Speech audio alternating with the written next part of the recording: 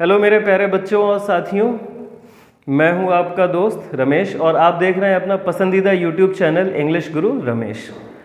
अपने इस चैनल में दोस्तों हमने शुरुआत की थी basic series of English grammar की, जिसमें मैंने आपको बताया था कि what is a subject, what is a verb and the third thing in a sentence, in a basic sentence that we use is the object. What is the object. और जैसा कि मैंने आप सभी से वादा किया था कि अपने इस तीसरी क्लास में, अपने इस तीसरे वीडियो में हम जो टॉपिक पढ़ने जा रहे हैं ऑब्जेक्ट, ये अब तक का सबसे इंटरेस्टिंग टॉपिक होगा, आपको इसमें सबसे ज़्यादा इंटरेस्ट आएगा। तो आइए बिना टाइम वेस्ट किए शुरू करते हैं आज का टॉपिक दैट इज़ ऑब्जेक्ट। और इस टॉपिक को हम शुरू करेंगे ऑब्जेक्ट की डेफिनेशन से। व्हाट इज एन ऑब्जेक्ट बच्चों, क्या होता है object? Object is a word और thing, it's a person or thing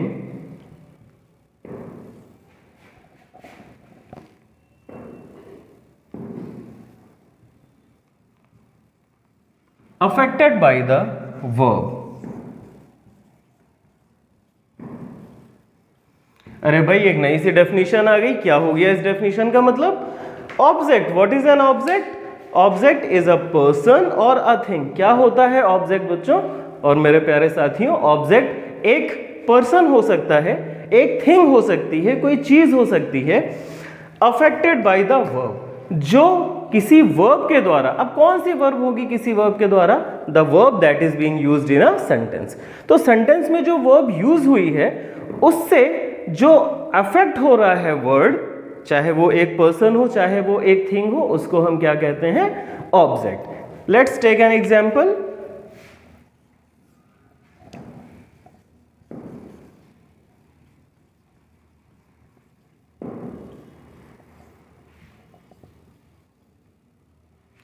I am teaching you, मैं आपको पढ़ा रहा हूं। Okay, I, what is I? I is the subject as we have seen in our previous videos. Why I is a subject? I is a subject because it is doing something. I is doing something. What is being done by I? I is teaching, है ना? तो एक काम कर रहा है I, तो I क्या हो गया? सब्जेक्ट हो गया। हम लोग पढ़ चुके हैं वर्ब के बारे में, हम लोग पढ़ चुके हैं। M कौन सी वर्ब हो गई? हेल्पिंग वर्ब हो गई, प्राइमरी एक्सिलरी बोलते हैं इसको। और teaching, what is teaching? V1 plus ING. V1 plus ING मतलब हो गया बच्चों मेन वर्ब, है ना? इस बारे में हम लोगों ने अपने प्रीवियस वीडियोस में बात कर रखी है। नाउ एक नया वर्ड मिला, यू। क्या है? देखिए, क्या इस वर्ड पे वर्ब का कुछ असर पड़ रहा है? ठीक, आई एम टीचिंग, मैं पढ़ा रहा हूं। किसे पढ़ा रहा हूं? यू। तो ये वर्ब किसको अफेक्ट कर रही है बच्चों? यू को। तो यू क्या हो जाएगा हमारा? ऑब्जेक्ट। बहुत सारी चीजें आती हैं, बहुत सारे वर्ड्स अभी ऐसे आएंगे। In the class, I am teaching you in the class. अब यू ऑब्जेक्ट है, इन द क्लास ऑब्जेक्ट नहीं है। ठीक, गलती हम लोगों से कहां होती है बच्चों? हमने देखा आई सब्जेक्ट हो गया, एम वो हेल्पिंग वर्ब हो गई, टीचिंग मेन वर्ब हो गया, और ये बचा हुआ पूरा पोर्शन क्या हो गया? ऑब्जेक्ट। ऐसा नहीं होता है। ऑब्जेक्ट को फाइंड आउट करने का एक पर्टिकुलर तरीका होता है, एक रूल होता है। We are going to discuss that rule right now. Okay, तो definition should be clear to you I think. A person और thing affected by the verb is called object. एक कोई व्यक्ति, इंसान या कोई ऐसी चीज जो वर्ब के द्वारा, जो सेंटेंस में यूज हुई वर्ब के द्वारा अफेक्ट। अब अफेक्ट का मतलब क्या हो रहा है? जो उसके बारे में कुछ बता रहा हो, उसको थोड़ा सा प्रभावित कर रहा हो, उससे रिलेट हो, तो उसको हम क्या कहते हैं? ऑब्जेक्ट। ठीक, ये डेफिनेशन आपसे कभी नहीं पूछी जाती है, कहीं नहीं पूछी जाती है, but you should know at least. Okay, now see what is the important thing. सबसे इंपॉर्टेंट चीज बच्चों ये आती है कि ये जो ऑब्जेक्ट होता है, एक टॉपिक अभी आप इंग्लिश में पढ़ेंगे, उसकी भी क्लास लूंगा, उसका भी एक वीडियो बनाऊंगा। उस टॉपिक का नाम है बच्चों एक्टिव एंड पैसिव वॉइस।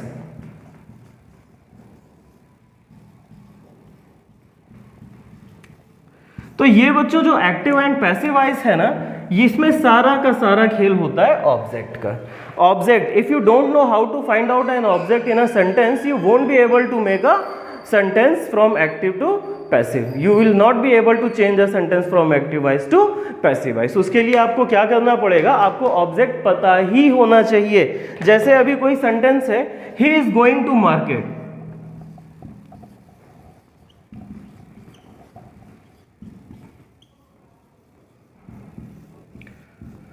बच्चों देखो, he, what is he is the subject, is the helping verb, going is the main verb and to market is the object. नहीं, गलत है, टू मार्केट ऑब्जेक्ट नहीं है, ऑब्जेक्ट नहीं है। और बच्चों दूसरी चीज ये कि जिस सेंटेंस में ऑब्जेक्ट नहीं होता है उसको हम एक्टिव से पैसिव में चेंज कर ही नहीं सकते हैं, इंपेरेटिव सेंटेंसेस को छोड़कर। That we will discuss in our next or may be in some other video. Okay, तो ऑब्जेक्ट के बिना पैसिव वॉइस नहीं बनता है, ये बेसिक चीज आप अपने मन में बिठा लीजिए। तो सबसे पहला काम क्या है, हमें फाइंड आउट करना है कि एक सेंटेंस में ऑब्जेक्ट क्या है और वो कैसे फाइंड आउट करेंगे। Let's see. बच्चों आपने शुरू से ये दो वर्ड सुने होंगे हमेशा, एक वर्ड होता है व्हाट और दूसरा वर्ड आपने देखा होगा whom। ये दो वर्ड ही हैं जो किसी सेंटेंस में हमें ऑब्जेक्ट फाइंड आउट करने में हेल्प करते हैं। व्हाट सभी को पता है, what is always non living. Non living का मतलब क्या होता है बच्चों,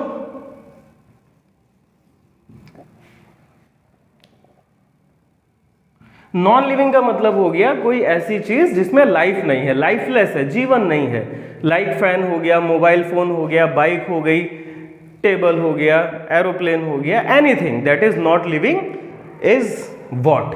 क्या है मेरे हाथ में, क्या है, what is in my hand, क्या है, मार्कर। लिविंग है या non living, obviously non living. मैंने क्या पहन रखा है, व्हाट, स्पेक्ट्स। लिविंग है या नॉन लिविंग, नॉन लिविंग। तो व्हाट बच्चों हमेशा क्या होता है, नॉन लिविंग। ठीक, और इसका मतलब होता है हिंदी में क्या। तो पहले ये दो वर्ड्स आप अपने दिमाग में बिठाइए। सेकंड वर्ड है whom। whom का मतलब होता है बच्चों लिविंग, लिविंग, और इसका मीनिंग होता है किसे या किसको। ठीक है, ठीक। अब देखिए whom के बारे में बात करते हैं। आई एम टीचिंग, पढ़ा रहा हूं मैं। whom, किसे पढ़ा रहा हूं, ऑब्वियसली आपको, यू। आप लिविंग है और नॉन लिविंग है, ऑब्वियसली लिविंग है, तभी आपको पढ़ा रहा हूं। अब मैं अपने घर के डोर को नहीं पढ़ाने लगूंगा, मैं अपने घर के इस व्हाइट बोर्ड को नहीं पढ़ाने लगूंगा। ठीक है, तो whom के आंसर में बेटा जो कुछ भी आता है वो हमेशा क्या होता है, लिविंग होता है, उसमें लाइफ होती है। ठीक है, और इसका मीनिंग होता है किसे या किसको। अब आते हैं मुद्दे की बात पर कि एक सेंटेंस में ऑब्जेक्ट फाइंड आउट कैसे करेंगे। तो बच्चों बहुत ही सिंपल सी थ्योरी होती है, बहुत ही सिंपल सा फंडा होता है। हमें क्या करना होता है, एक सेंटेंस है,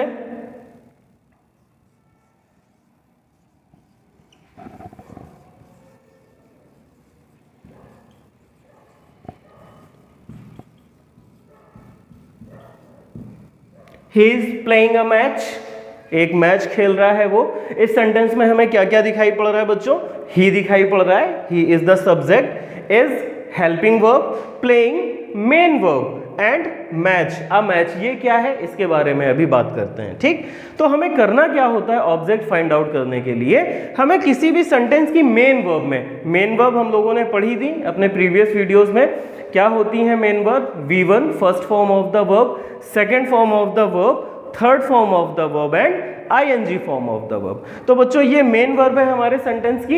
इस मेन वर्ब में हमें क्या करना होता है, बारी बारी से व्हाट और whom का यूज कर लेना होता है। इतना आसान है बच्चों, इतना आसान है कि आप इमेजिन नहीं कर सकते हो कितना आसान है। क्या करना होता है, किसी भी सेंटेंस की मेन वर्ब में बच्चों हम लोग क्या करते हैं, बारी बारी से व्हाट या whom लगा लेते हैं, दिमाग में सोच लेते हैं। मैं आपको यहाँ लिख के बताता हूँ कैसे। प्लेइंग है बच्चों, तो मैंने लगाया पहले whom। ठीक, ही इज प्लेइंग, क्या मीनिंग निकला, वो खेल रहा है। ठीक, whom, किसे खेल रहा है, अरे भाई लिविंग होता है ना whom, तो किसी जिंदा आदमी को तो पकड़ के खेलने नहीं लगेगा कि हो गया पकड़ लिया भाई, लो तुम्हें हिला डाला, अब खेल रहा हूं तुम्हारे साथ। दैट इज नॉट पॉसिबल, ऐसा है नहीं, होता नहीं है। अब अगर कोई जबरदस्ती कर दे तो बात अलग है, लेकिन हम एजुकेशनल चीजों में इसकी बात नहीं करते हैं। ठीक है, कि एक दोस्त को पकड़ा हिला दिया, बोले क्यों हिला रहे हो, अरे कहाँ हिला रहे साहब, हम तो खेल रहे हैं। तो ये नहीं होता है बच्चों। तो क्या हुआ, ही इज प्लेइंग, वो खेल रहा है। whom, किसे खेल रहा है, किसी जिंदा आदमी को पकड़ के नहीं खेलने लगेगा। इसका मतलब हमें whom के रिप्लाई में कुछ भी नहीं मिला, एक वर्ड हमारा वेस्ट हो गया। ठीक है, सेकंड बचता है हमारा what। चलो एक बार what को लगाकर देख लेते हैं। ही इज प्लेइंग, वो खेल रहा है। what, क्या खेल रहा है? जवाब आया अ मैच। क्यों भाई? तो किसी भी सेंटेंस की मेन वर्ब में व्हाट या whom लगाने पर, जरूरी नहीं है कि व्हाट लगाने पर ही आए, जरूरी नहीं है कि whom लगाने पर ही आंसर मिले, लेकिन इन दोनों क्वेश्चन वर्ड्स को लगा लेते हैं और किसी एक में भी अगर मिल जाता है कोई आंसर तो वो आंसर हमारा क्या होता है बच्चों? ऑब्जेक्ट। अभी इसमें एक ट्विस्ट भी बताता हूं। तो ये हमारा क्या हो गया मैच बच्चों? मैच हो गया हमारा ऑब्जेक्ट। ठीक, अब इसके बाद अगर हम बात करें, मान लो ये सेंटेंस थोड़ा सा लंबा होता, he is playing a match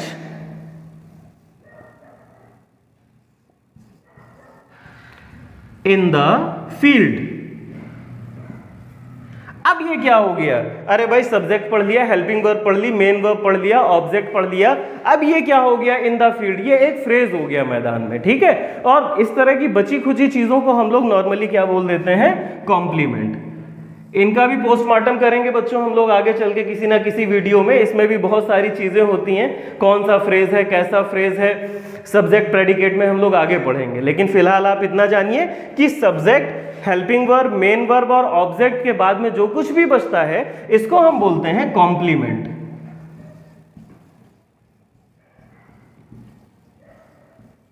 इसको हम बोलते हैं कॉम्प्लीमेंट। कॉम्प्लीमेंट का मतलब होता है बच्चों पूरक। अब देखो पूरक समझ में आता है। पूरक क्या होता है? पूरक जो किसी चीज को पूरा करे।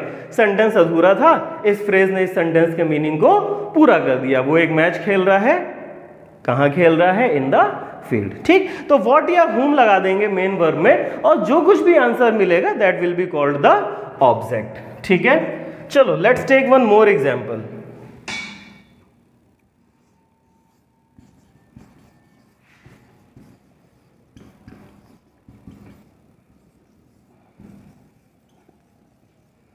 आई एम टीचिंग यू। ठीक है, तो आई एम टीचिंग, मैं पढ़ा रहा हूं। किसे पढ़ा रहा हूं? यू। चलो बारी बारी से लगा लेते हैं। व्हाट ऊपर लगा हुआ है, यहां पर whom लगा लेते हैं। ठीक है, तो आई am teaching, teaching is the main verb, मैं पढ़ा रहा हूं। whom, व्हाट, क्या पढ़ा रहा हूं बच्चों? पहले व्हाट लगा के देखा हमने। आई एम टीचिंग, मैं पढ़ा रहा हूं। व्हाट, क्या पढ़ा रहा हूं? कुछ दिया है? Hindi, English, math, science, social studies, कुछ भी नहीं दिया है। इट मींस व्हाट के आंसर में हमें कुछ भी नहीं मिला। कोई बात नहीं। सेकंड हमारे पास बचता है whom। आई एम टीचिंग, मैं पढ़ा रहा हूं। whom, किसे पढ़ा रहा हूं? जवाब आया you, आपको पढ़ा रहा हूं। तो इसके आंसर में मिला हमें you, और जो भी what या whom लगाने पर मिलता है बच्चों दैट इज द ऑब्जेक्ट। ठीक है, तो यू क्या हो गया? ऑब्जेक्ट। अब थोड़ा सा ट्विस्ट आता है, चलो इसमें भी ट्विस्ट कर लेते हैं। आई एम टीचिंग यू इंग्लिश। अब क्या हो गया? अरे भाई अब तो हमें व्हाट के आंसर में भी कुछ ना कुछ मिल गया। तो आई एम टीचिंग, मैं पढ़ा रहा हूं। whom, किसे पढ़ा रहा हूं? जवाब आया यू, तुम्हें पढ़ा रहा हूं। whom के जवाब में आया यू। ठीक, आई एम टीचिंग, मैं पढ़ा रहा हूं। व्हाट, क्या पढ़ा रहा हूं? जवाब आया इंग्लिश। तो बच्चों क्या हो गया? English object. इसका मतलब इस सेंटेंस में कितने ऑब्जेक्ट हो गए? 2। पहले वाले सेंटेंस में कितना ऑब्जेक्ट था?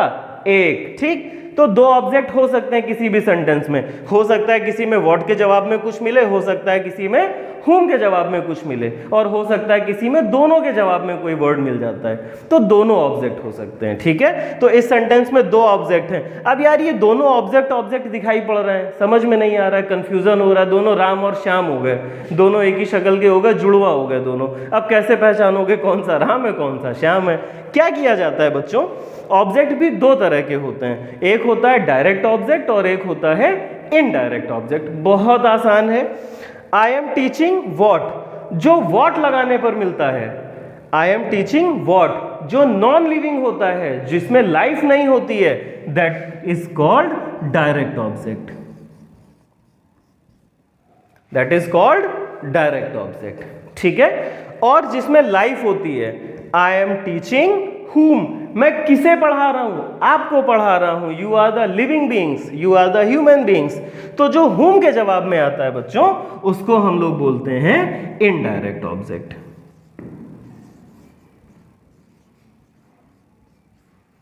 ठीक है, तो दो तरह के ऑब्जेक्ट हुए बच्चों। क्या पढ़ा हमने पूरे वीडियो में कि अच्छा एक सेंटेंस और देखते हैं इस वीडियो में।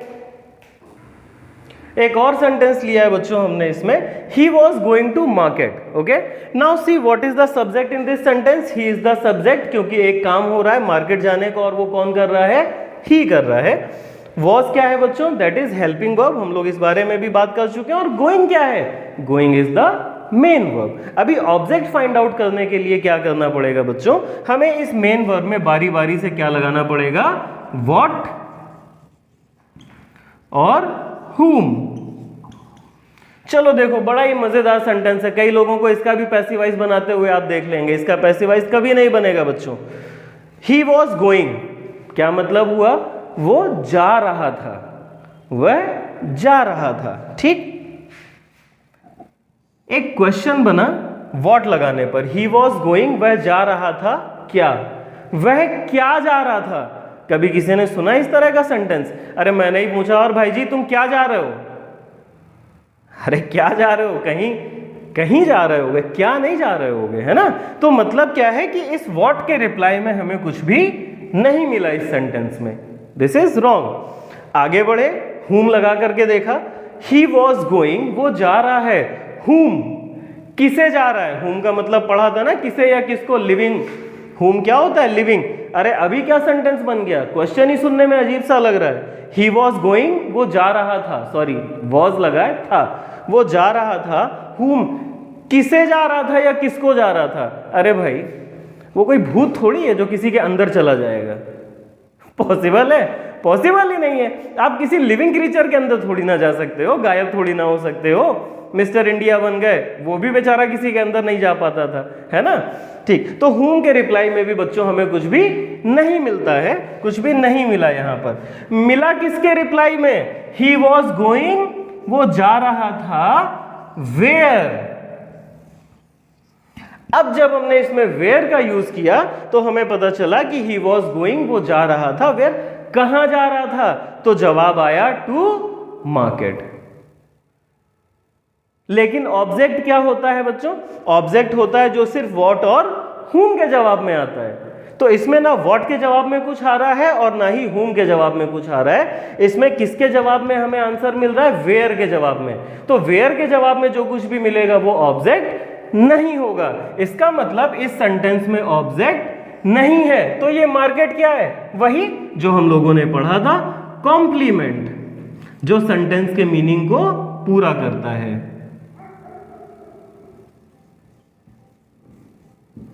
ठीक है, तो he was going to market. Market क्या हो गया? कॉम्प्लीमेंट। इस सेंटेंस में ऑब्जेक्ट नहीं है बच्चों, इस सेंटेंस का पैसिवाइज नहीं बन सकता है। केवल एक इंपेरेटिव सेंटेंस होता है जिसमें विदाउट ऑब्जेक्ट भी हम पैसिवाइज बना सकते हैं। वो जब मैं आपको सेंटेंसेस पढ़ाऊंगा उसमें बताऊंगा इंपेरेटिव सेंटेंसेस के बारे में। ठीक है, तो बच्चों ये बेसिक इंग्लिश ग्रामर सीरीज का फर्स्ट टॉपिक हम लोगों का आज कंप्लीट हो गया। आई होप कि आपको ऑब्जेक्ट अच्छे से समझ में आ गया होगा। आज के बाद ऑब्जेक्ट फाइंड आउट करने में, ऑब्जेक्ट को देखने में आपको कभी कोई प्रॉब्लम फेस नहीं करनी पड़ेगी। तो बच्चों आज की क्लास को यहीं पर समाप्त करते हैं, यहीं पर रोकते हैं। प्लीज़ प्लीज़ प्लीज़ इस चैनल को लाइक, सब्सक्राइब और शेयर ज़रूर करें। ये आपका अपना चैनल है। आपकी लाइकिंग्स, आपके सब्सक्रिप्शन मुझे और ज़्यादा हिम्मत देंगे ताकि मैं और अच्छे से अच्छे वीडियोस आपके लिए बनाकर ला सकूं। तो दोस्तों मिलते हैं अपने नेक्स्ट वीडियो में। तब तक के लिए take care, good bye, God bless you.